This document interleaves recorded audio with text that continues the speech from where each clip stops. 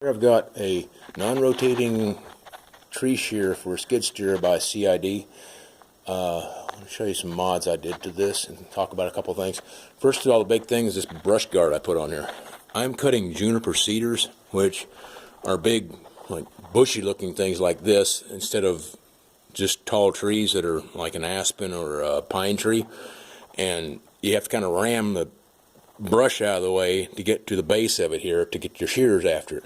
So all that stuff was just coming in my face on the skid steer here, and it's going to bust the windshield out, and so I had to build this big brush guard on it.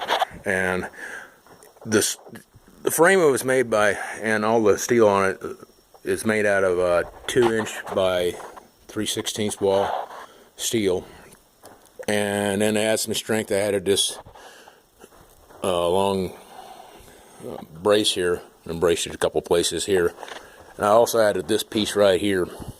I do not know if you'll be able to do this with a rotating model. It's obviously this part. I don't know what part rotates and what doesn't, so I have to figure something else out there. And then I put on the back of it here this expanded steel, and if you can see here, it's poked through. It's not heavy enough still. I'm going to have to grind this all off and put some heavier stuff on there. You get in the door on this thing from this side, so I put myself a handle up here. That's turned out to be very handy, by the way. Okay, next thing I want to talk about is the hoses. They were very generous with the hoses. They were good 2 feet longer than what they needed to be, and they're hanging out here, and they're in the brush was just going to tear them off. So I had them shortened to the length that I wanted, and then I put 90-degree adapters on there, or you could put 90-degree couplers on there if you want to do it that way too. It just fits on there a whole lot better. If you look what I got on this, maybe this will show you a better example mounted on here. This is on my Groot grapple. They're just a whole lot easier to monkey with. Get it on and off with 90-degree fittings. The next thing is the grease zerks. There's a grease zerk behind here, which is fine. There is not one for this middle pin. And the thing to talk about is this guy right here. See that grease zerk in there? Well, this piece on top here, this is actually a piece off of a welding, or a weightlifting set, I think. This collar, but you could just double stack washers. The problem is that grease zerk there was sticking way out of the top of this pin here. Just the top of the pin is flat, and then there's this grease zerk just sticking out, just waiting for something to rip it off. So I put this on. I just lightly welded these on there.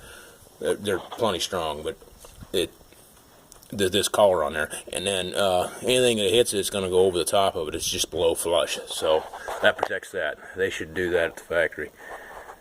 And then yesterday I noticed this right here. If you can see that down in there, see that?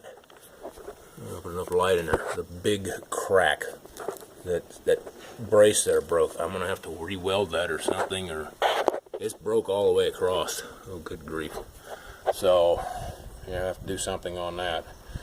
That's going to be difficult to get to, I guess. Yeah. Anyway, I'll get with CID on that and see what they want to do with that. I just bought this like a month ago. It shouldn't have broken like that already. And they say this is good for a 12-inch tree. I don't know. You can cut that big a tree. You have to take more kind of bites out of it. Like if you're using the manual shears on branches or something, this is the small ones. It's too big a branch, you have to kind of nibble at it. Well, it's the same thing, but it's got a lot of force. You can cut a big tree with it. Another thing I want to modify, see this cylinder here? Oh, there's no paint left on it. That happened right away. A lot of debris gets up there against that thing, hits it, and I'm afraid I'm going to dent the thing. It's probably 1/4-inch steel or better, but you dent that thing and you've ruined that cylinder. So what I want to do, and what I wish they would have done, I've not seen anybody on the market do this, by the way. This is like 3/4-inch steel here, but if they'd have boxed this in around this so debris can't get to it, that would be a lot better design to protect it. I'm going to do that. I just don't know, luckily, when.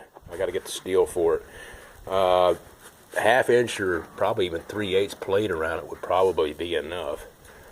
In fact, if this was boxed in and all that, it would have helped that right there where that weld broke, which is right here. what's happening is this is spreading out for whatever reason and cause that to break. So, yeah. So, I have to do something there. All right. If that helps somebody, like and subscribe.